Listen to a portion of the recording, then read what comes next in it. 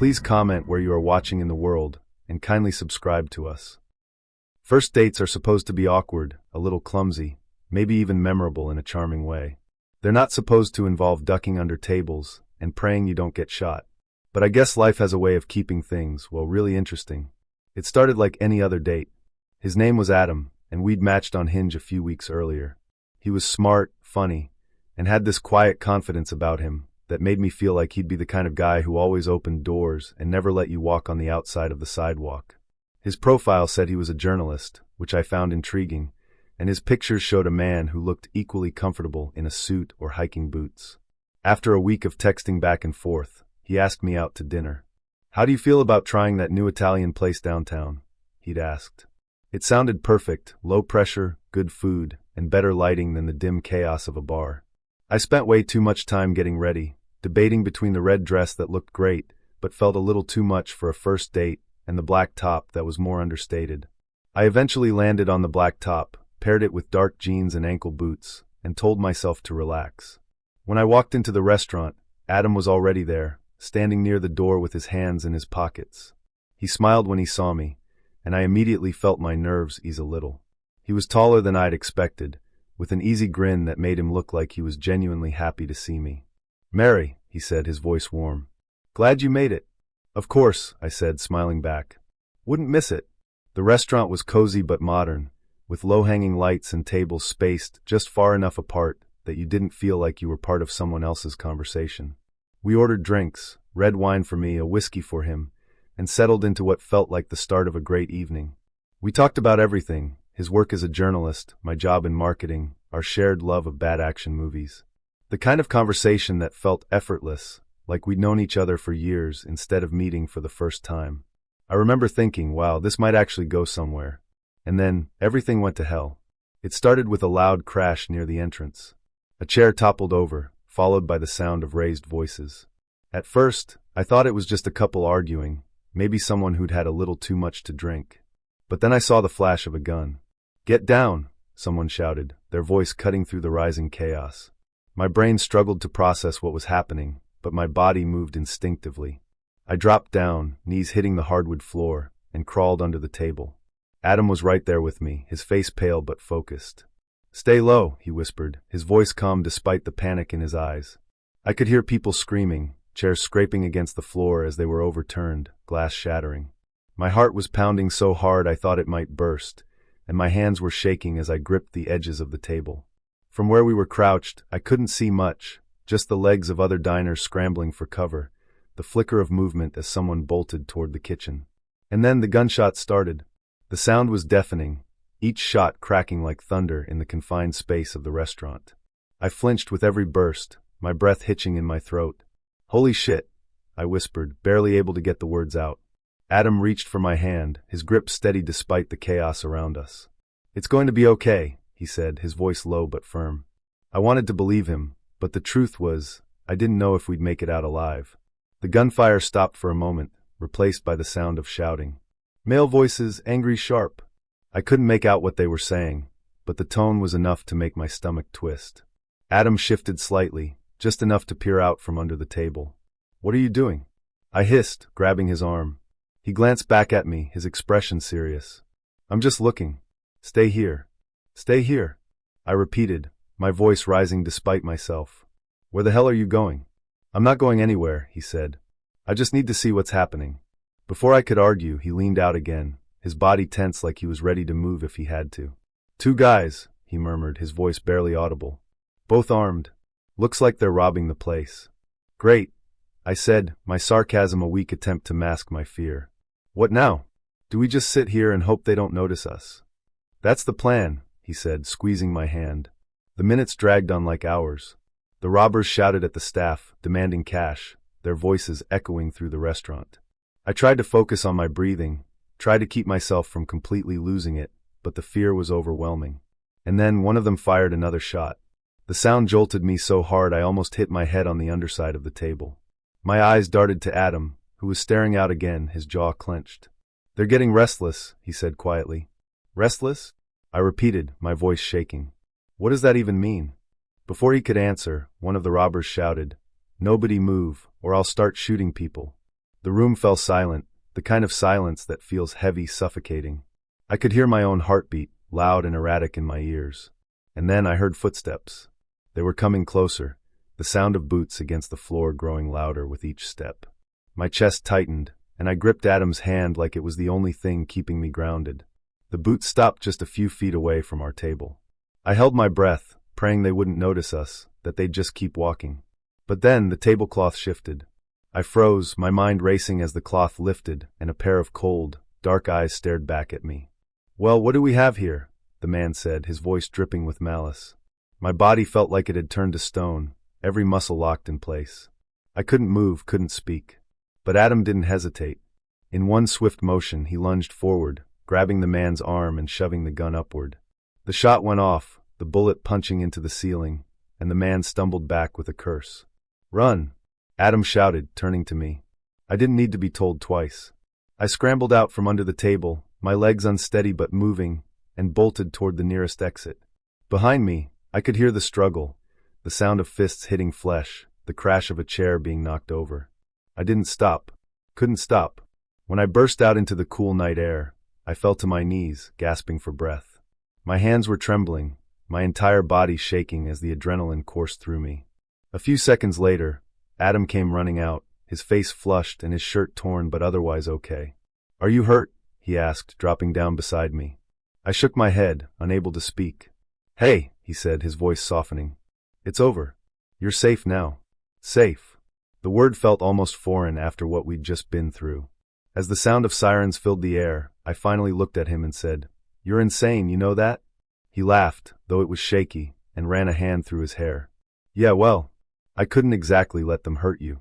For a first date, it wasn't exactly what I'd call romantic.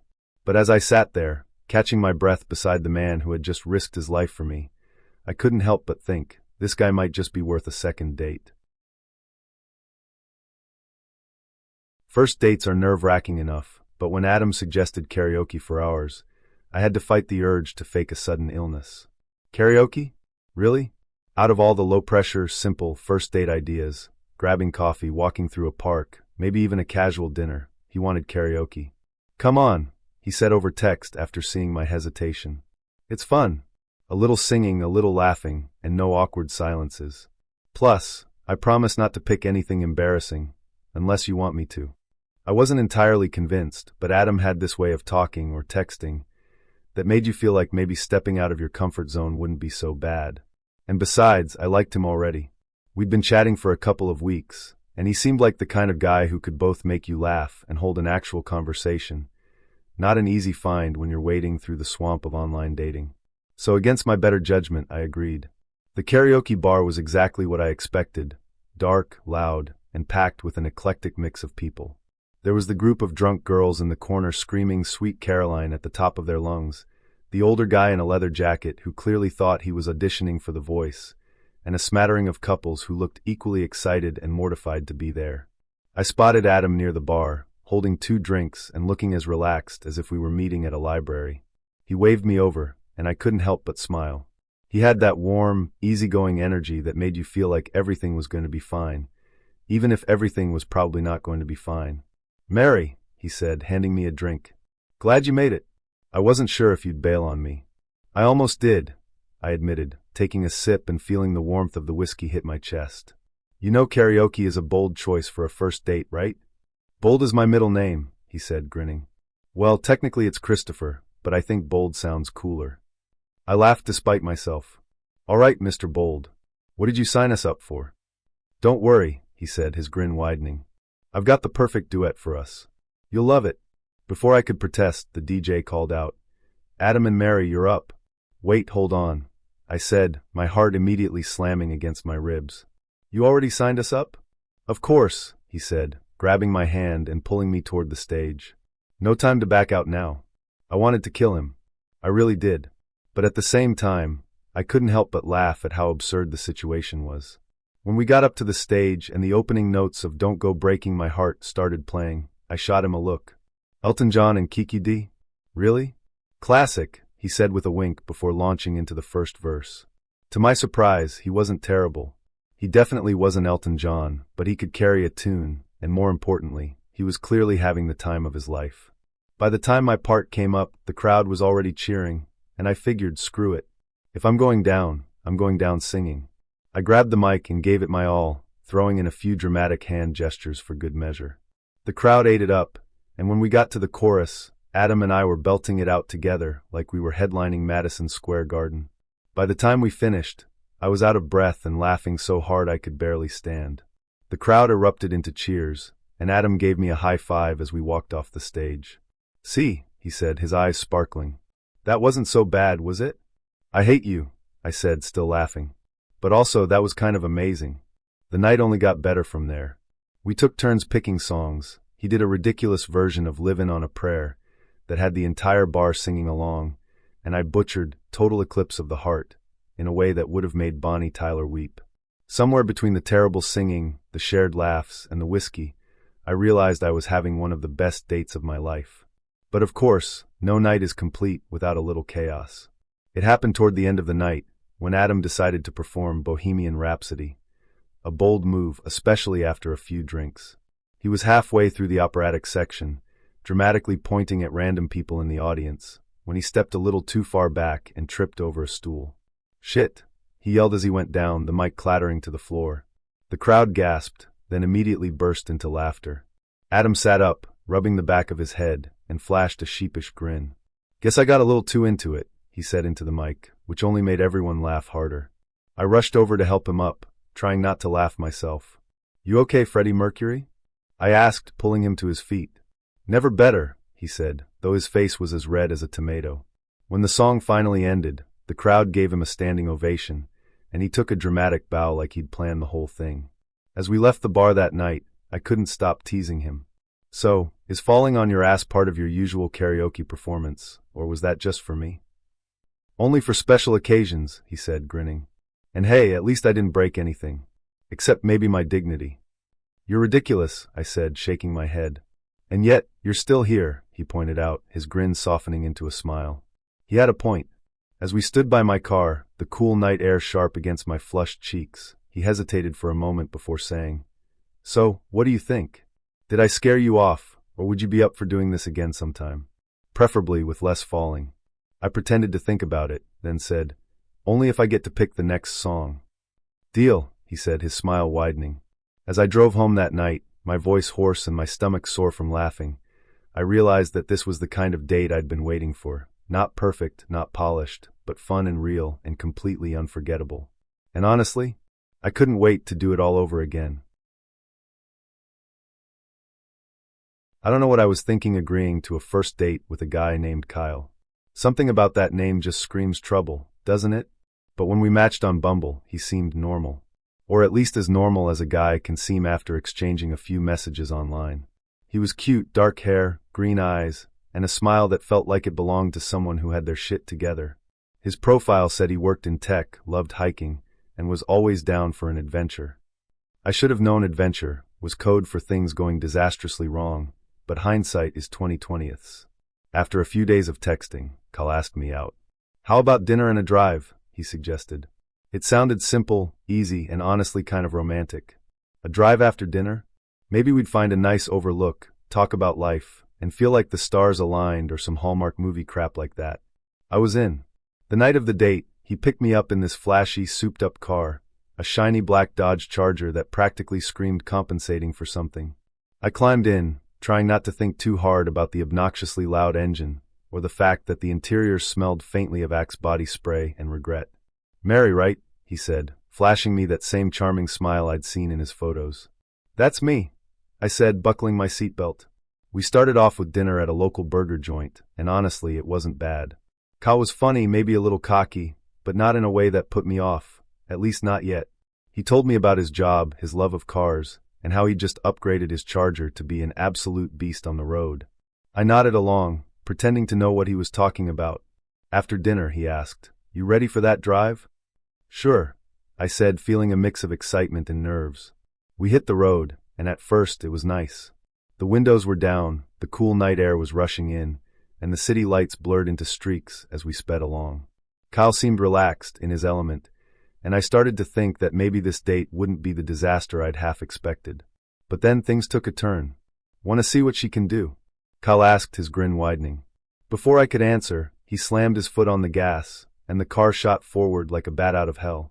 "Jesus Christ, Kyle!" I yelled, gripping the door handle as the engine roared. "Relax," he said, laughing like this was the most fun he'd had all week. "I've got this." The car weaved in and out of traffic, the speedometer climbing higher and higher. My stomach was in my throat, and my heart was pounding so hard I thought it might burst. "Seriously, slow the fuck down," I shouted, my voice shaking. But Kyle didn't listen.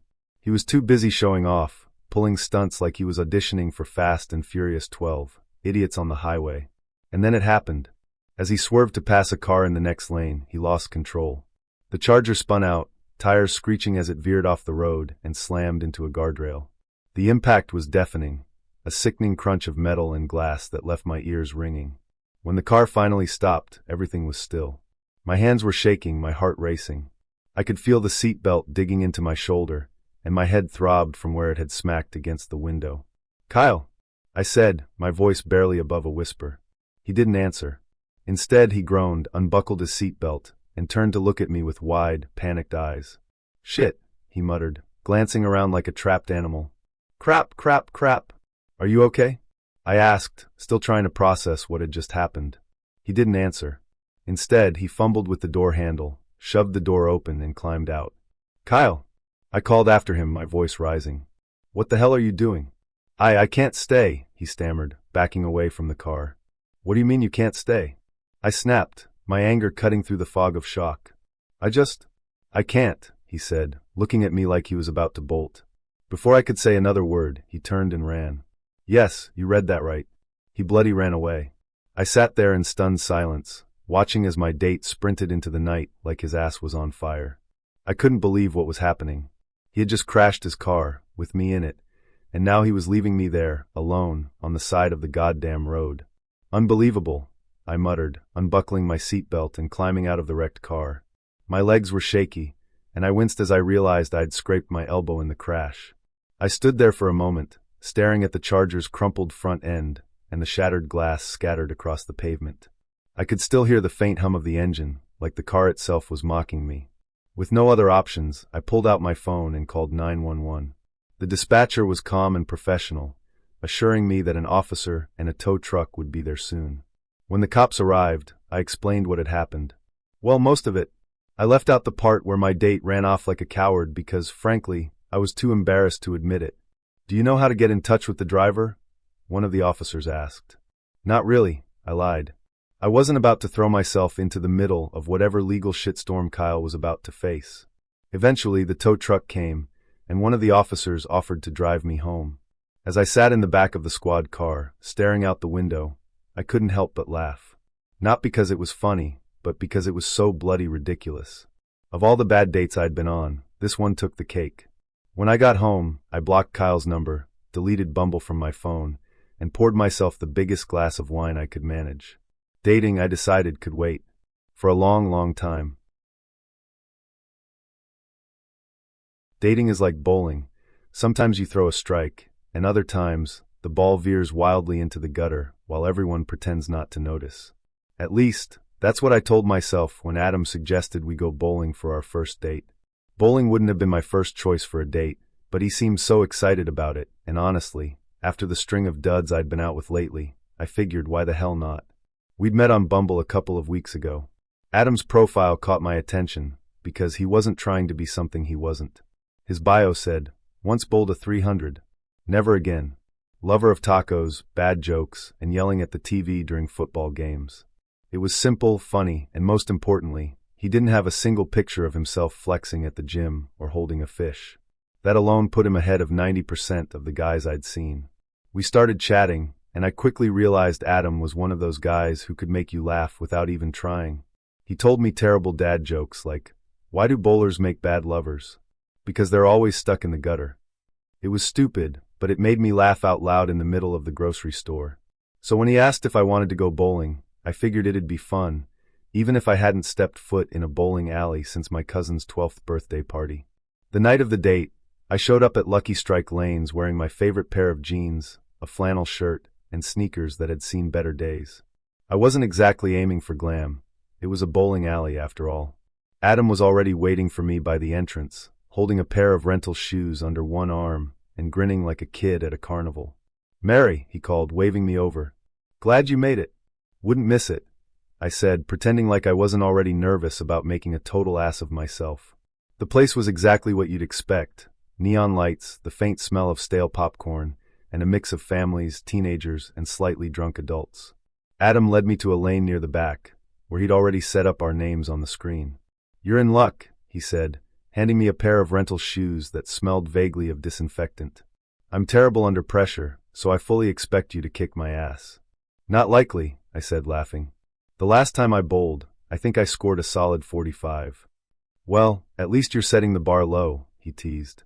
The first round started off harmless enough. Adam went first, and he wasn't lying about being good.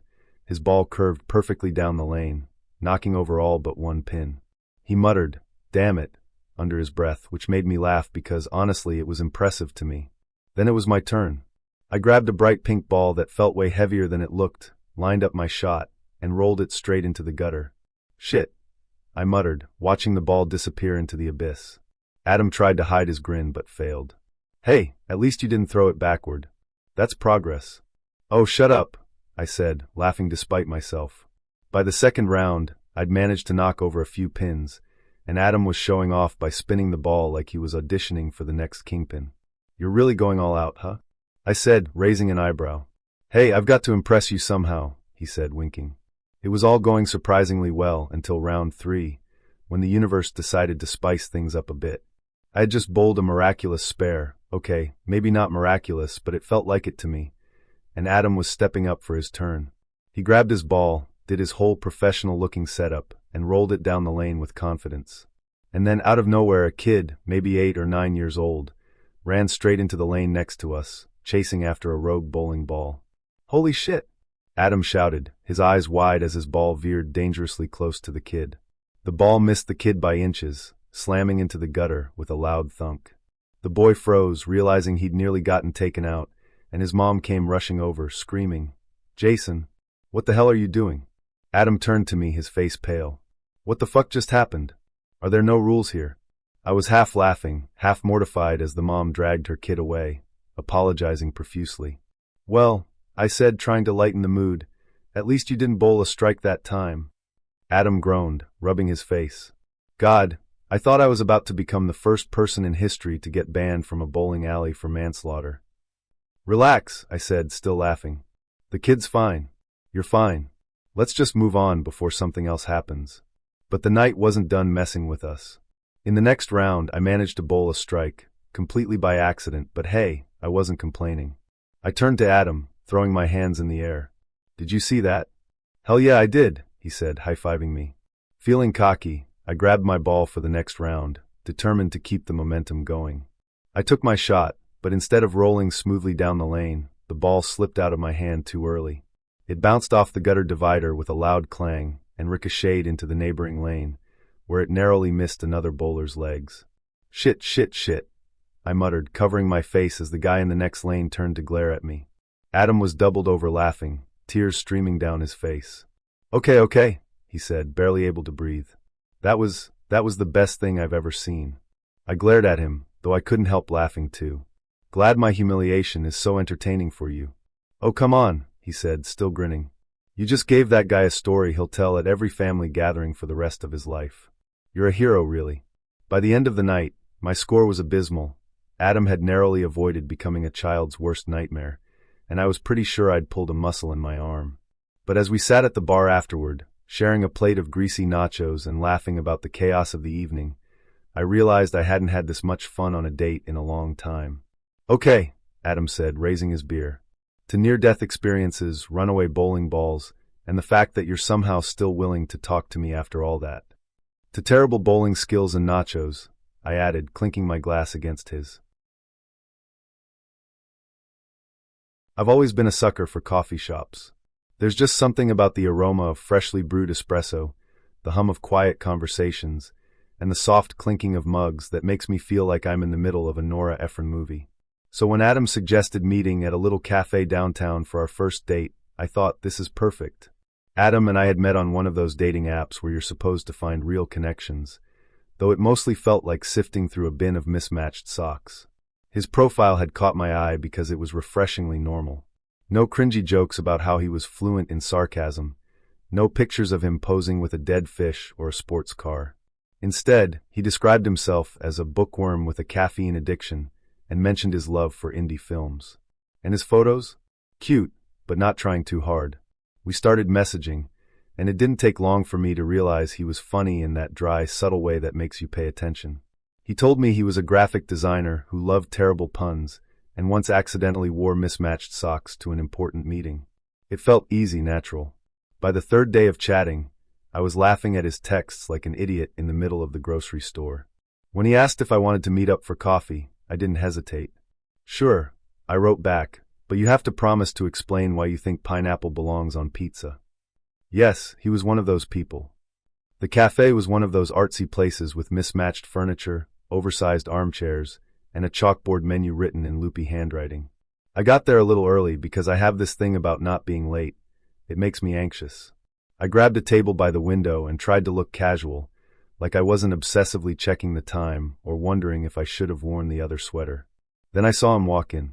Adam was tall, with slightly messy hair and a nervous smile that immediately made me feel less self-conscious. He spotted me and waved, then made his way over to the table. "Mary, right?" he said, his voice warm and a little unsure, like he was double-checking. "That's me," I said, smiling. He sat down, and we launched into that awkward small talk you always have on first dates. The weird part was, it didn't feel awkward for long. Adam was easy to talk to, and we quickly found ourselves laughing about the most random things, like how the cafe's background music sounded like the soundtrack to a French movie where nothing happens, but everyone smokes dramatically. We were just starting to find our rhythm when disaster struck. I had ordered a latte with oat milk because, I'm trying to be an environmentally conscious millennial. Adam was drinking what he called the most boring coffee ever. Just black, no sugar, no cream. I was mid-sentence, telling him about my favorite book from childhood, when he reached for his mug. Now, I don't know if his hand slipped or if some cruel twist of fate decided to intervene, but the next thing I knew, his coffee mug tipped over. And not just a small, polite spill. No, this was a full-on flood. The coffee spilled across the table, soaking napkins, our phones, and, oh yes, my lap. "Oh my God, I'm so sorry," Adam exclaimed, grabbing a handful of napkins and frantically trying to mop up the mess. "It's fine," I said, even though it was very much not fine.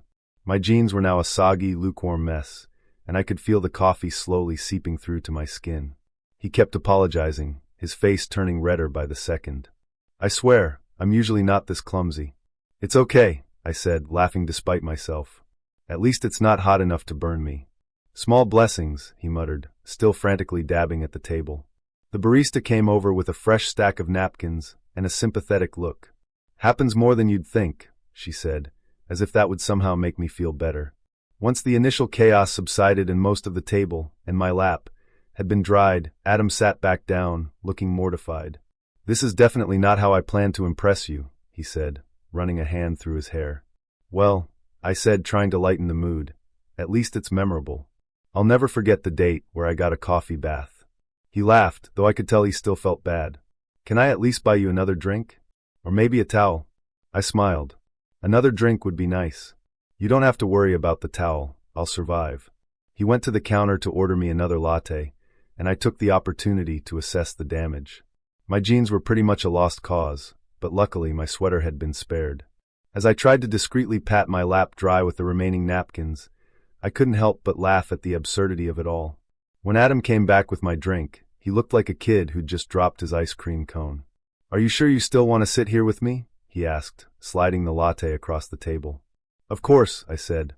If I bailed every time something embarrassing happened, I'd never leave my apartment. That seemed to relax him a little, and we managed to pick up where we left off.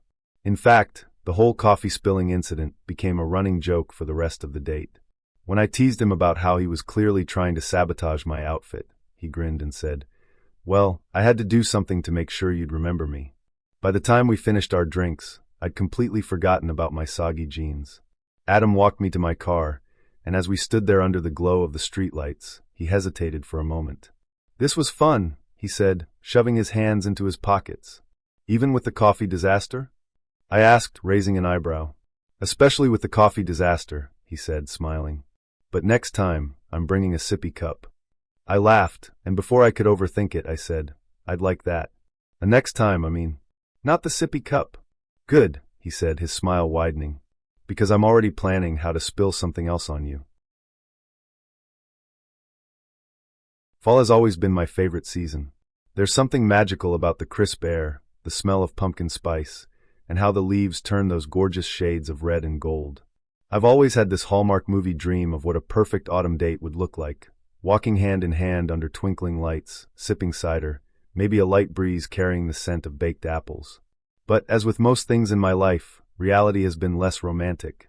At 32, I've kissed more frogs than I care to admit, and my dating life feels more like a series of awkward comedy sketches than a love story.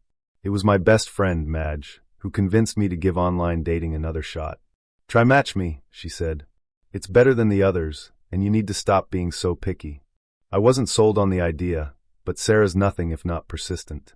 So after a bottle of wine and a lot of side-eye at the profiles she helped me swipe through, I matched with Adam. Adam seemed different. He had these warm melt-in-your-mouth brown eyes, and this smile that made me feel like maybe, just maybe, he wasn't another disaster crappy date waiting to happen. We started chatting, and I liked him right away. He was funny, clever, and easy to talk to. He told me he loved fall, and that he had a lifelong love affair with spooky season. When he suggested we go on a haunted hayride for our first date, I hesitated.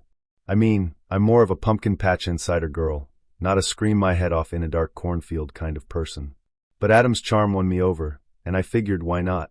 When the night of the date rolled around, I pulled on my coziest sweater, wrapped myself in a scarf, and slipped into my favorite boots. I arrived at the farm just as the sun was setting, casting this beautiful orange glow over the fields. The place was packed with families, couples, and clusters of teenagers who were clearly there to prove how tough they were. I spotted Adam near the entrance, holding 2 steaming cups of cider. Mary, he said, smiling, and I swear it was even warmer in person than in his pictures. That's me, I said, suddenly feeling a little shy. Cider, he offered, holding one of the cups out to me. Thanks, I said, taking it and feeling the warmth seep into my fingers. He smelled like cinnamon and something woodsy, and I found myself relaxing as we chatted in line for the hayride.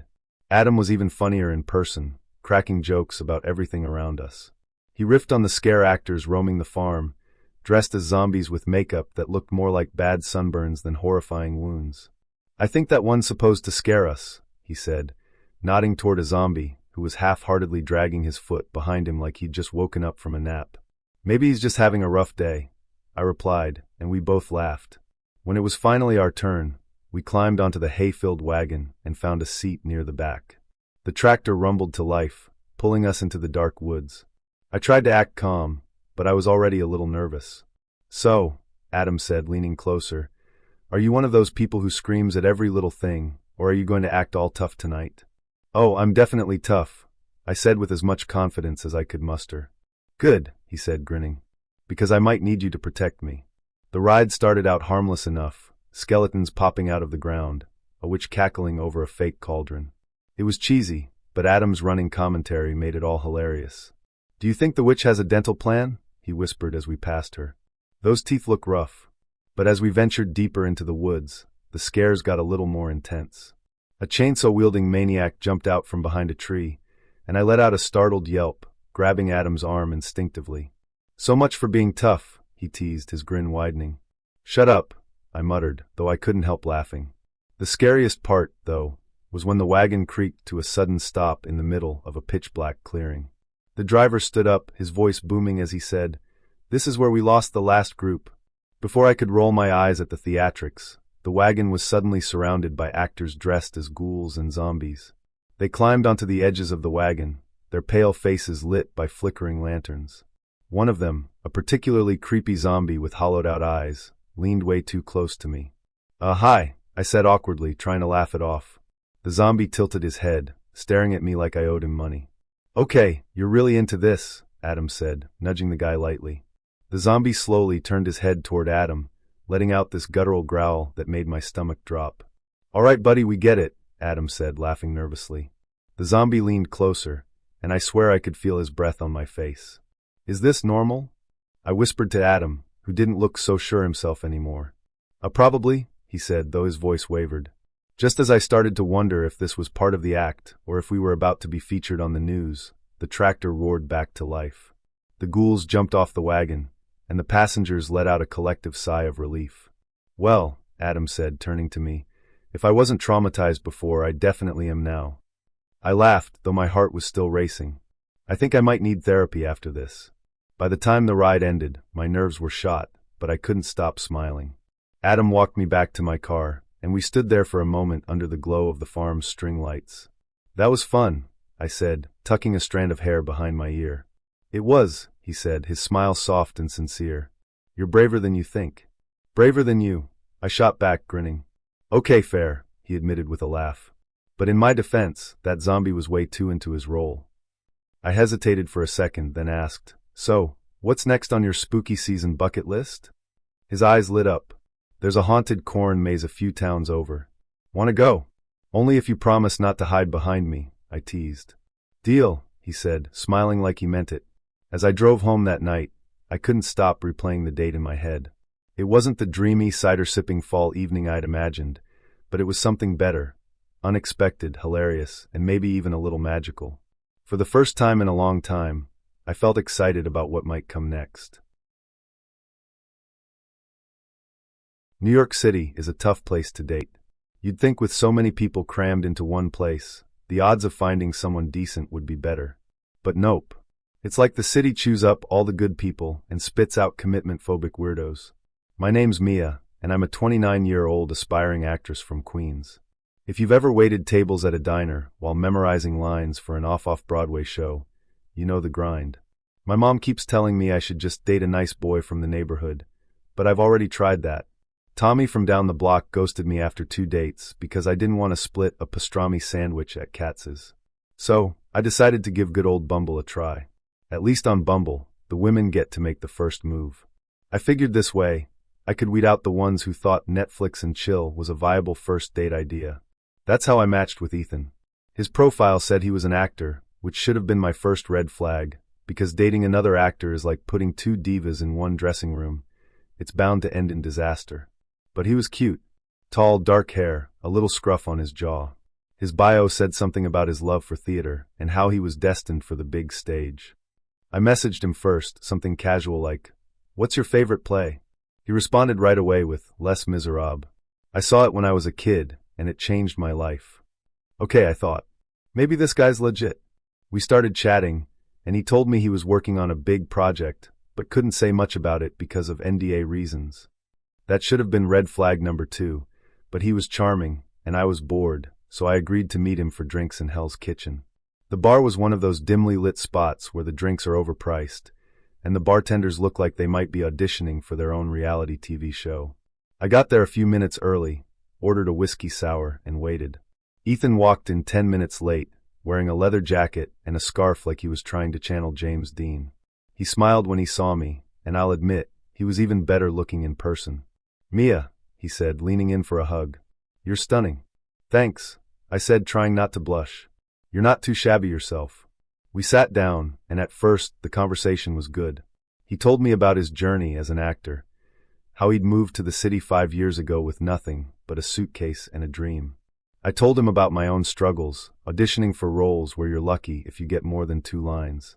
It felt nice to talk to someone who understood the industry, even if he was dropping names like he was best friends with half the cast of Hamilton. But then things got weird. "So, what shows have you been in?" I asked, genuinely curious. "Oh, a lot," he said, waving his hand like he was trying to be modest but failing miserably. "I've done some background work for TV, a couple of commercials. But my real passion is theater." "Nice," I said. "What kind of theater?" He took a sip of his drink and leaned back in his chair like he was about to drop some earth-shattering news. "I'm actually in talks for a major Broadway role right now." "Really?" I said, raising an eyebrow. "Which show?" He glanced around the bar like he was worried someone might overhear. "I can't say too much, but let's just say it's going to be revolutionary." At this point, I started to get suspicious.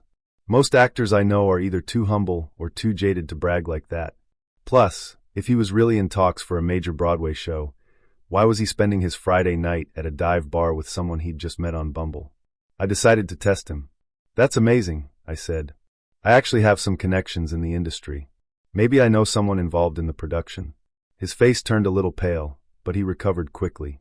I doubt it, he said. It's all very hush-hush. Before I could press further, he changed the subject. You know, he said, leaning in closer, I've got a great voice. Want to hear me sing? I blinked. Sure. He cleared his throat dramatically, then launched into an a cappella rendition of Bring Him Home from Les Miserables. Now, don't get me wrong, I love that song. But his version was not great. His voice cracked on the high notes, and he was so off-key that the bartender actually turned down the music so everyone could hear him better. When he finished, the entire bar was silent. A guy at the next table clapped sarcastically, and Ethan gave him a little bow. What do you think? He asked me, his eyes shining with hope. It was passionate, I said, choosing my words carefully. Passionate? He repeated, clearly fishing for more praise. Yeah, I said, nodding. You really gave it your all. He grinned. I know, right? My vocal coach says I'm Broadway ready. I'm just waiting for my big break. At this point, I was ready to call it a night, but Ethan had other plans. Let's go to Times Square, he said, grabbing his scarf. Why? I asked, dreading the answer. I want to show you something, he said, his eyes gleaming with excitement. Against my better judgment, I followed him. We ended up at the TKTS booth, where he stood in front of the giant screen listing all the Broadway shows currently playing. One day, he said, pointing at the screen, my name is going to be up there. That's great, I said, already planning my escape route. Want to see where it'll happen? He asked, grabbing my hand.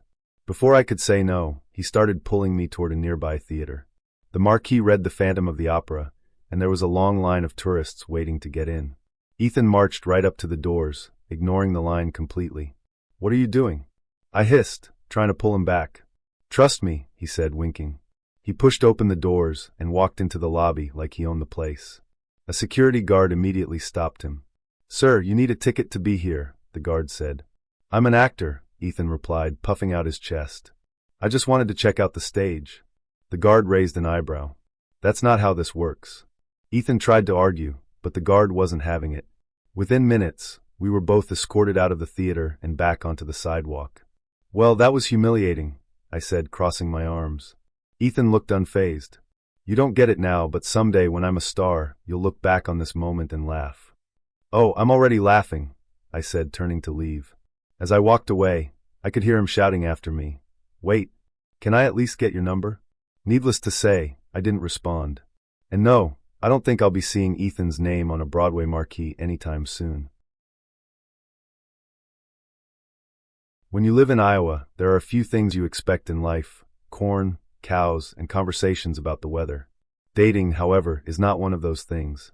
My name's Hank, and I'm a 40-year-old farmer from Ames who's been single for longer than I'd care to admit. My buddies on the farm keep telling me, Hank, it's time to get back out there. Easy for them to say. They all married their high school sweethearts and haven't had to swipe through dating apps filled with people who think a tractor is just a lawnmower on steroids. After one too many lonely nights watching reruns of Bonanza, I finally gave in and made a profile on farmersonly.com. City folks just don't get it, the commercials said, and honestly, they were right. I was tired of trying to explain why I couldn't just take a day off during harvest season to someone who thought food just magically appeared in grocery stores. My profile was straightforward. Farmer looking for someone who doesn't mind getting their boots dirty. I've got a dog named Duke, 200 acres of corn, and a heart as big as the Midwest. Cheesy? Sure. But it worked because a week later, I matched with a woman named Veronica from Chicago. Veronica wasn't like the women I was used to meeting at the town diner or the local church potluck. She had glossy black hair, perfectly manicured nails, and a smile that could light up a whole cornfield. Her profile said she was looking for an authentic country experience. And who was I to deny her that? She messaged me first, which nearly knocked me off my chair, and within a few days we'd planned a date. She wanted to come out to Ames to see how real farmers live. I figured I'd show her the best parts of life out here: fresh air, wide open spaces, and maybe even teach her how to shuck corn. When Friday rolled around, I was nervous as all get out. I cleaned the house, mowed the lawn, and even polished my boots. I figured if Veronica was coming all the way from Chicago, I ought to make a good impression. I was waiting outside when her car pulled up, a shiny black SUV that looked like it cost more than my entire barn. She stepped out, and, well, let's just say she didn't exactly blend in with the surroundings. She was wearing a fur coat, Not a jacket, not a sweater, a fur coat. In July. In Iowa. Her heels were at least 6 inches high, and her purse was one of those fancy designer ones with a name I couldn't pronounce. Hank, she called out, waving like we were old friends. It's so great to finally meet you. I walked over, trying to hide my confusion. You too, Veronica. Welcome to Ames. This is just so quaint, she said, looking around like she was on a safari. Where's all the corn?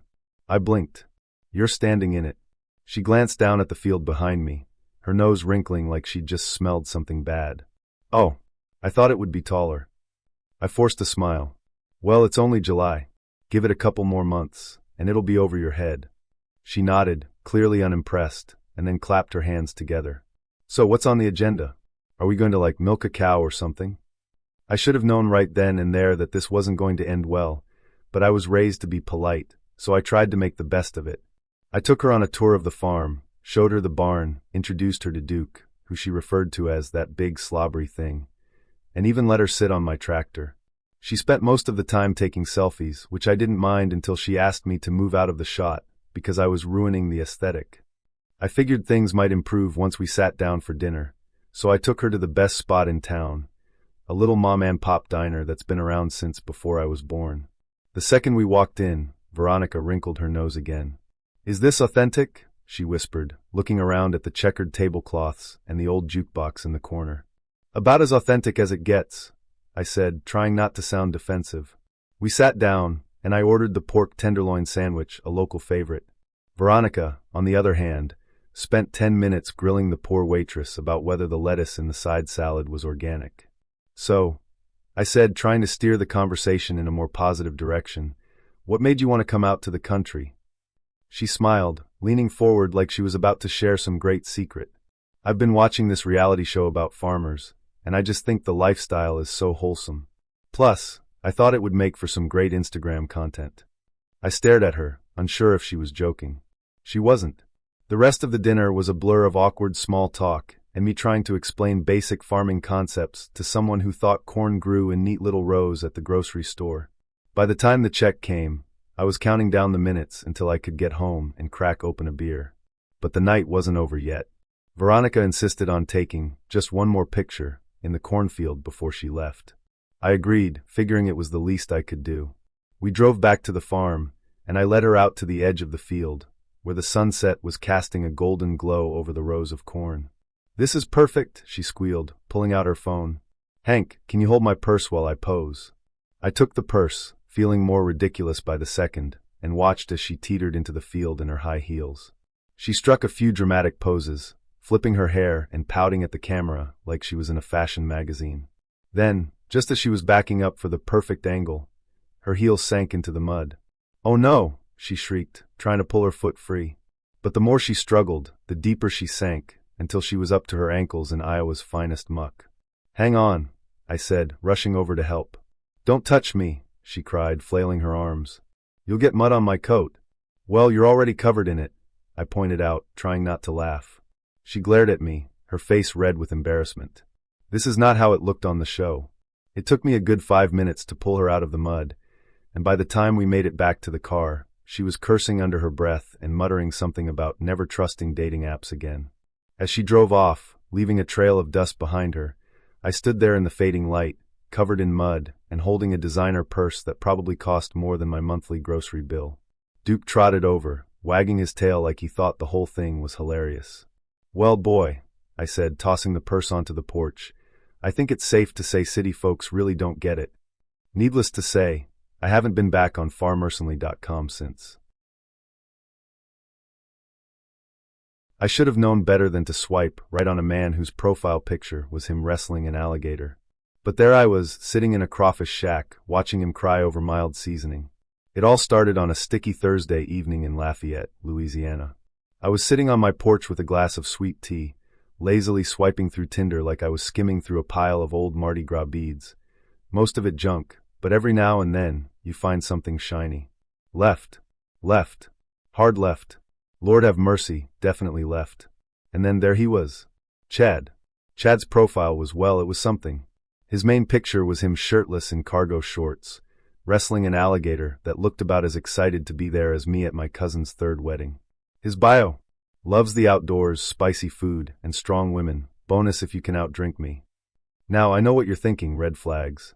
But let me tell you, when you've been single as long as I have, sometimes red flags start looking like carnival decorations. Plus, I was curious. Was this man actually out here wrestling gators for fun, or was it some weird flex to impress women? Either way, I decided to roll the dice. I swiped right. Within minutes, he messaged me. Hey there, Jolene. You like crawfish? Now, let me tell you something. Asking a Cajun girl if she likes crawfish is like asking a duck if it likes water. It's not even a question, it's a given. So I replied, born and raised on it. And just like that, we had plans for Friday night at one of my favorite crawfish shacks in town. Against my better judgment, I was actually looking forward to it.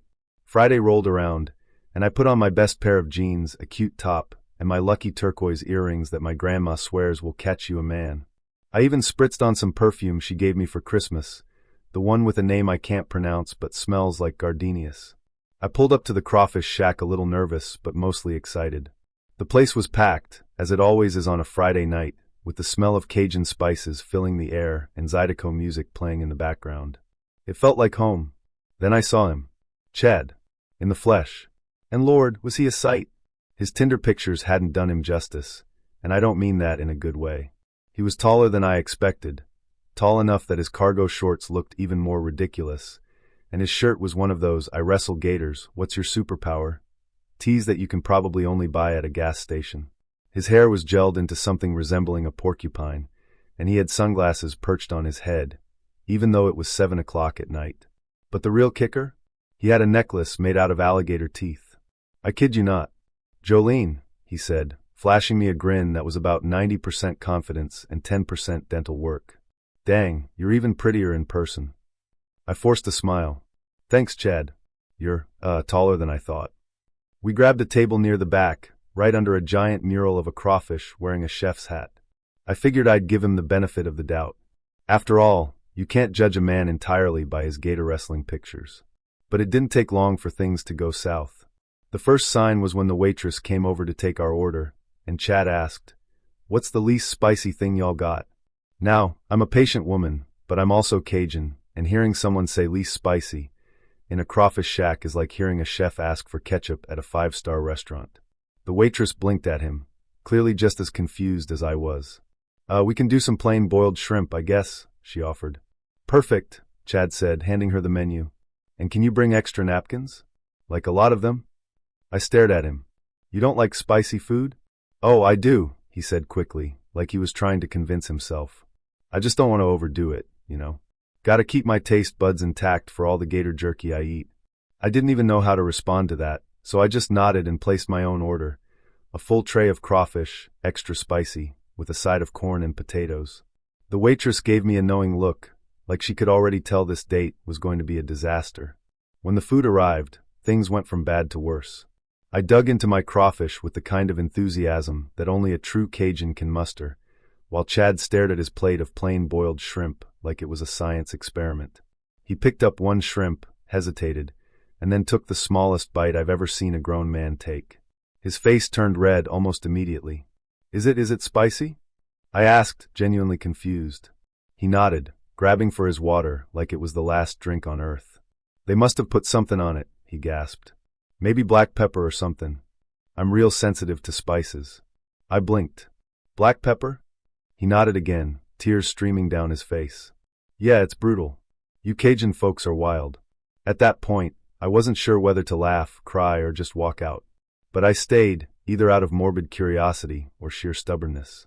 The rest of the date was a blur of awkward conversation and increasingly bizarre revelations. Chad told me about his dream of opening a gator wrestling-themed amusement park, complete with a gift shop that sells alligator tooth necklaces like the one he was wearing.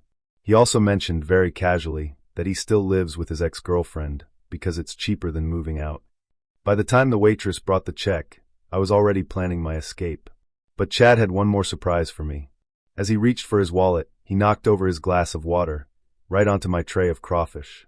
I stared at the soggy mess in disbelief, while Chad laughed nervously and said, "Guess I'm just clumsy around pretty girls." I didn't even bother responding. I just stood up, grabbed my purse, and said, "Well, Chad, it's been something." but I think I'm gonna call it a night. As I walked out of the crawfish shack, I could hear him calling after me. Hey, can I at least get your Snapchat? Needless to say, I deleted Tinder that night. I always thought my worst date story would involve a guy ghosting me, but I didn't expect him to actually believe he was a ghost, or a vampire, or whatever the hell he was trying to be. But I'm getting ahead of myself. Let me start from the beginning. So I'm Skylar, 33, yoga instructor, vegan, and according to my friends, too picky for my own good. I don't think it's picky to want a guy who's spiritually in touch, emotionally available, and maybe, just maybe, doesn't eat beef jerky for breakfast. But dating in LA is like trying to find a parking spot in Santa Monica on a Saturday. You might get lucky, but it's usually just a lot of waiting and swearing. After yet another disaster date where the guy spent the entire dinner trying to convince me that essential oils were a scam, he was so wrong, by the way, I decided to try Hinge. My friend Chloe swore by it, saying it was classier than Tinder, but not as boring as Match. I wasn't convinced, but I figured it couldn't be worse than the guys I was meeting in real life, right? Enter Damien. Yes, Damien. The name alone should have been a warning sign, but his profile was intriguing. His bio said, modern-day vampire, lover of the night, red wine, and deep conversations. I figured the vampire thing was a joke, like maybe he just really liked gothic novels or had a thing for Halloween. Plus, his pictures were hot. Like, brooding dark hair and chiseled cheekbones hot. And most importantly, he mentioned that he was vegan. A vegan man who liked wine and deep conversations? It felt like the universe was finally throwing me a bone. Well, a metaphorical bone because, vegan. We started chatting, and he was surprisingly charming. He used words like ethereal and soul connection, which maybe a little pretentious, but I was into it.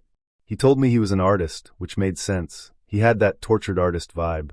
He didn't overdo it with emojis, and he actually spelled out you instead of using you, which is a rarity in online dating. After a few days of messaging, he asked me to meet him at a wine bar in Silver Lake. The wine bar was exactly the kind of place you'd expect a guy like Damien to pick. It was dimly lit, with candles on every table and a menu that listed artisanal cheeses and handcrafted wines. I got there a few minutes early and ordered a glass of organic red, trying not to look too eager.